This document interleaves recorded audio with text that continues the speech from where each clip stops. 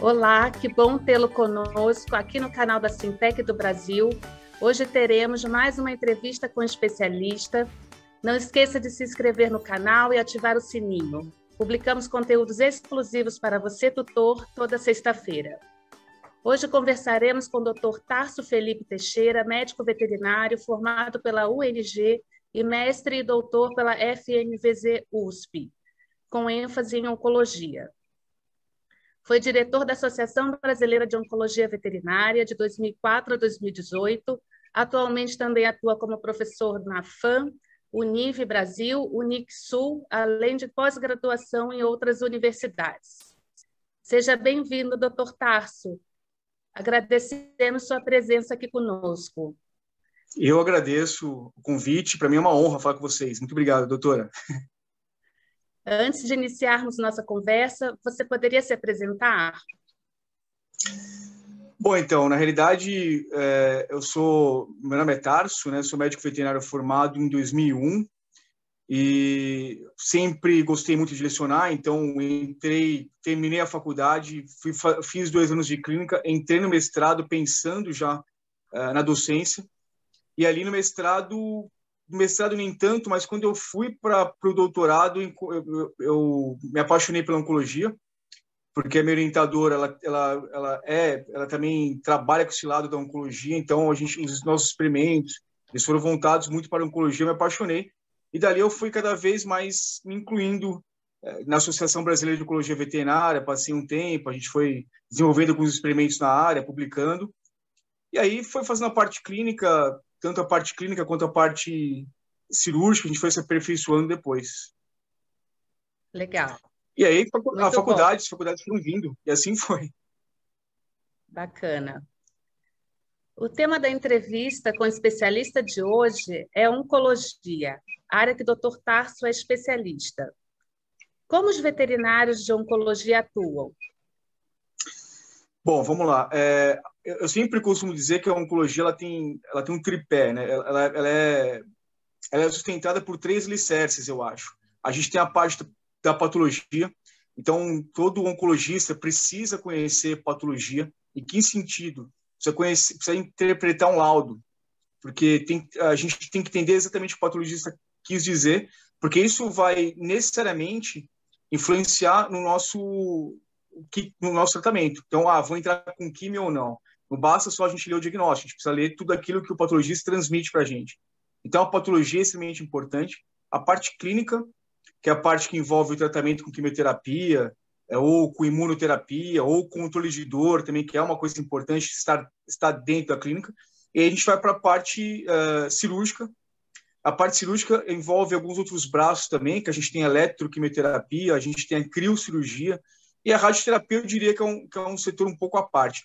A gente fala muito hoje em subespecialidades dentro da oncologia.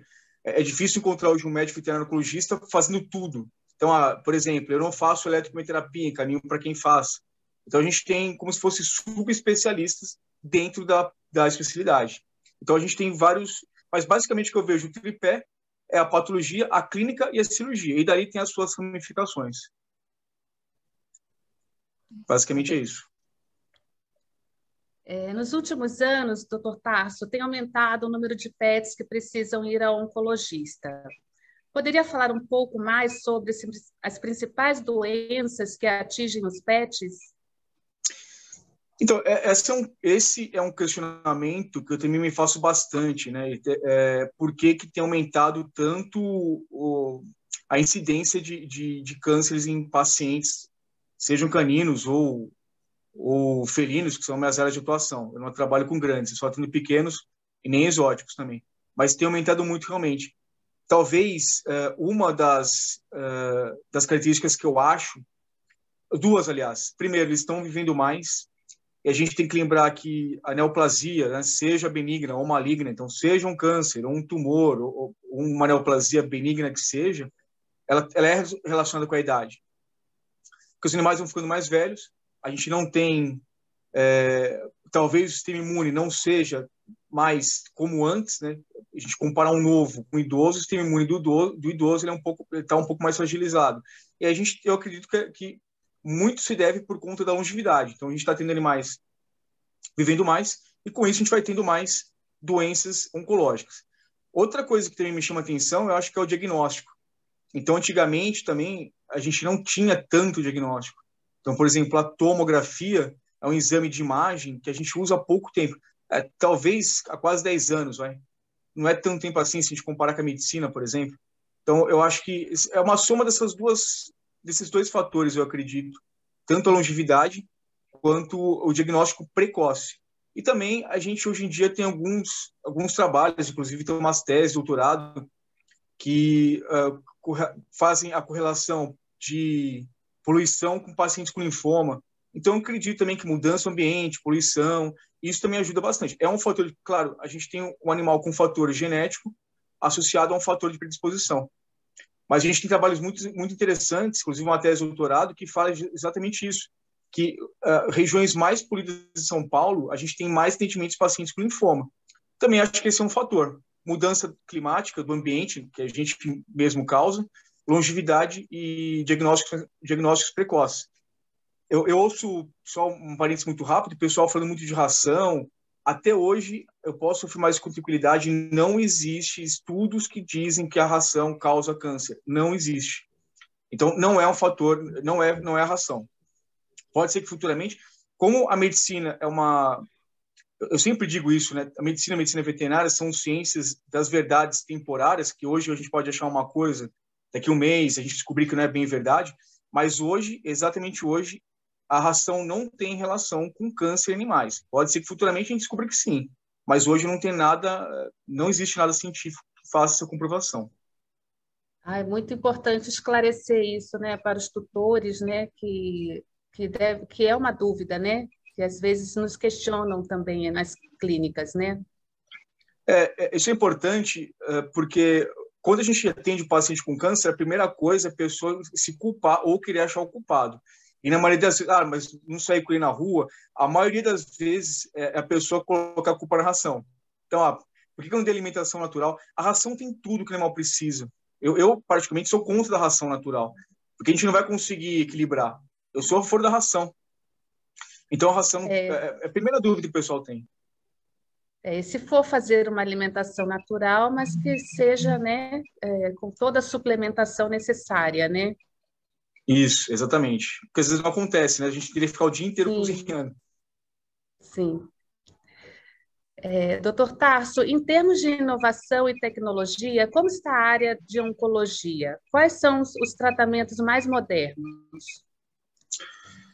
Bom, a gente tem aí, como eu falei, a eletroquimioterapia, tem a própria radioterapia, a gente está começando a fazer... Hoje em dia, a gente usa, além da quimioterapia, alguns inibidores moleculares, que são... Não são relativamente novos, deve ter em torno de 2 anos que essas medicações vieram para o Brasil, mas eles inibem células, não permitem que as células se proliferem. A gente está caminhando mais ou menos para isso. Hoje a gente fala muito em tratamento paliativo, então, de repente, a gente está com um paciente fase terminal, um paciente que a gente não tem a gente não tem perspectiva de cura, então a gente vai dar qualidade, é uma coisa que tem vindo muito forte na oncologia, mas imunologia é uma coisa que tem crescido bastante, a própria imuno, rádio, cirurgia. Claro que quando a gente compara com a medicina, a gente está bem distante ainda, a gente está engatinhando. Mas hoje, o tratamento que eu vejo moderno é quando você associa tratamentos diferentes. É isso que eu acho. Então, por exemplo, vou entrar com uma quimioterapia, vou entrar com um inibidor de proliferação celular, Então, quando você faz eu acho que o sucesso nunca é um tratamento único. A gente sempre tem que buscar vários tratamentos, claro, avaliar bem que tipo de câncer que se ele é sensível àquele tratamento que você quer fazer, mas sem modalidades para tratar um câncer. Eu acho que a gente aumenta a chance de sucesso. Mas, infelizmente, a gente está longe das técnicas que o pessoal da medicina usa, né? Então, PET scan, que é um exame de imagem fantástico, que a gente não tem. Então, a gente, infelizmente, está longe. Hoje em dia, o que a gente tem feito bastante, para falar a verdade, não é nem em termos de tratamento, a gente tem tentado entender melhor o comportamento dos cânceres. Então, hoje em dia, a gente vai montando consensos, que seriam como se fosse congresso ou encontros, melhor dizendo, para falar de um câncer determinado e tentar entender como que funciona. Em setembro agora, por exemplo, vai haver um consenso de hemangiosarcoma. Como que é o comportamento específico? Porque quando a gente consegue entender o comportamento melhor, a gente consegue instituir um tratamento melhor.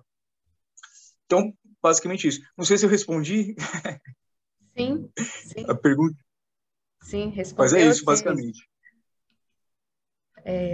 E quando o tutor deve levar seu animal ao oncologista, o que ele deve estar atento? Quais os primeiros sinais? Bom, pergunta importante. Eu acho que a gente tem que mudar algumas formas a gente pensar.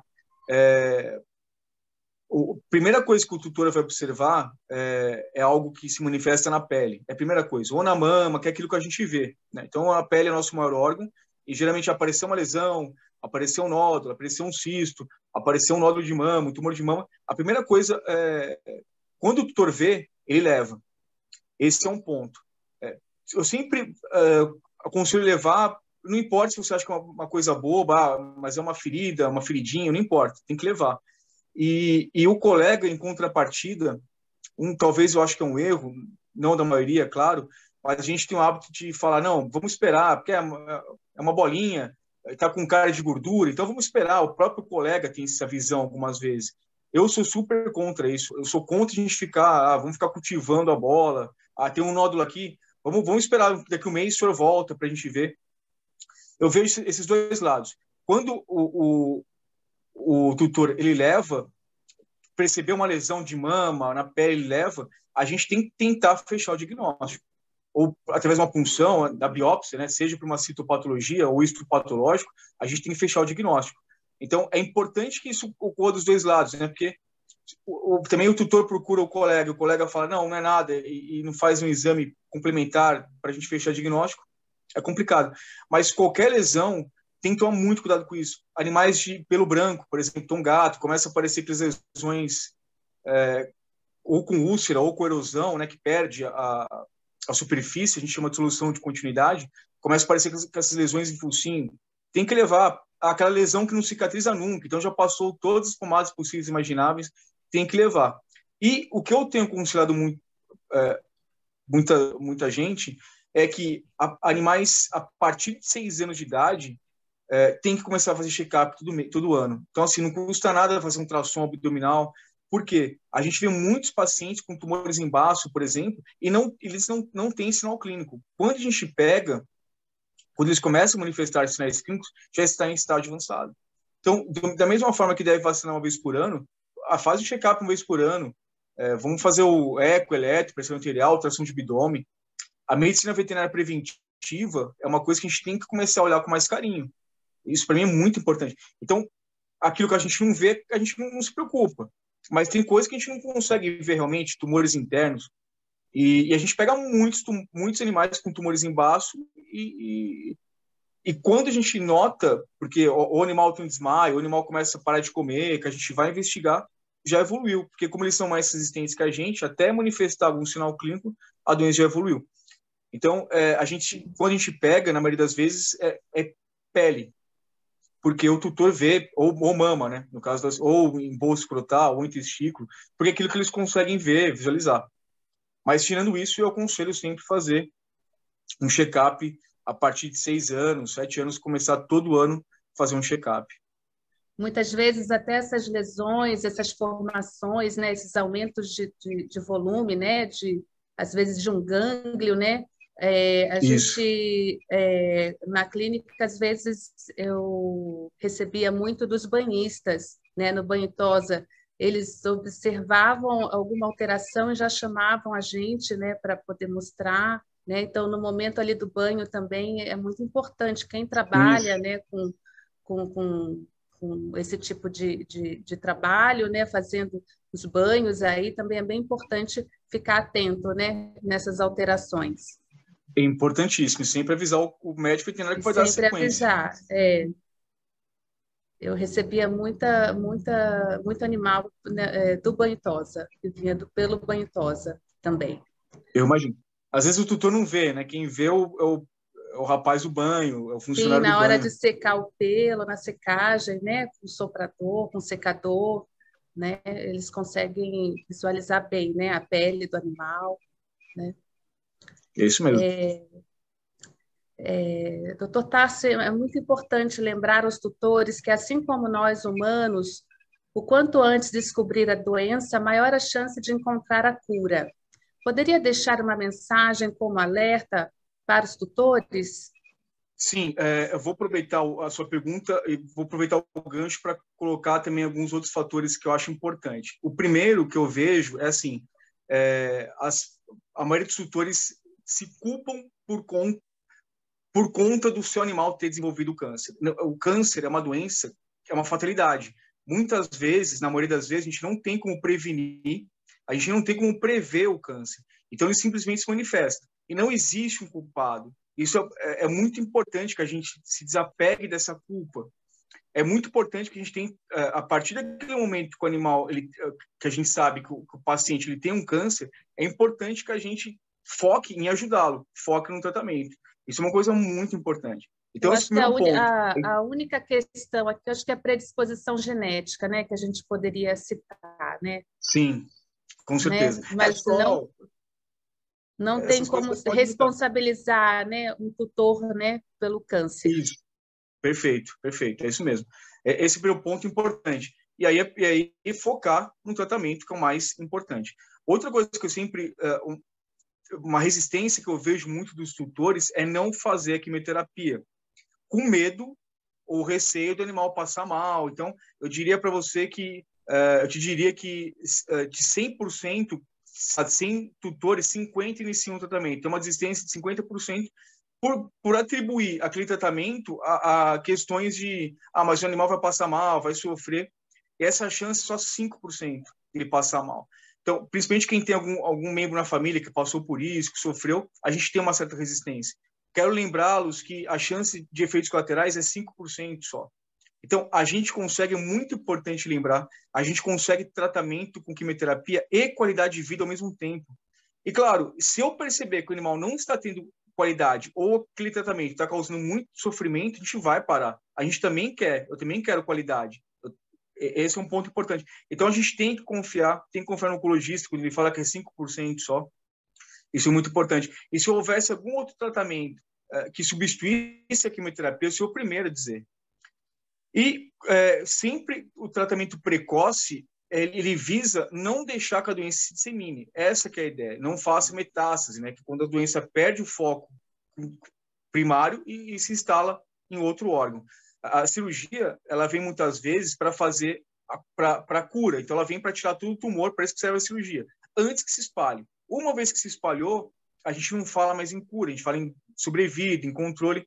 Então, o tratamento precoce ele é importante por isso, não deixar de disseminar. Então, quanto antes levar, melhor. Então, não fique esperando, mas na dúvida, leve. E se levou num colega, não sentiu firmeza, achou que tivesse feito um exame, uma biópsia, leve em outro. Isso é muito importante. Então, eu acho que a gente tem que confiar no tratamento. A gente tem pacientes que foram curados, inclusive com linfoma, que a chance de cura é 3 a 5%. Eu sempre digo isso, se a gente não confiar, aqueles 3 a 5% não virá 100% nunca. E o animal merece essa chance. Basicamente é isso. Muito obrigada, doutor Tarso, pela sua participação. Obrigada por compartilhar seu conhecimento, esclarecer essas dúvidas e dar dicas aos tutores também. A Sintec agradece muito a sua participação e eu também. Então, eu que agradeço o convite, a lembrança. É um prazer. Espero tê-los ajudado de alguma forma. Qualquer coisa, eu estou à disposição. Mas essa conversa é muito importante, né, para a gente esclarecer alguns pontos que realmente são obscuros e ajudar os nossos pacientes, principalmente. Mas obrigado de coração, estou à disposição. Foi um prazer enorme. Sim, muito obrigada. Obrigada por nos assistir. Não se esqueça de se inscrever no canal, ativar o sininho e de compartilhar o conteúdo com o máximo de pessoas que puder. Até a próxima!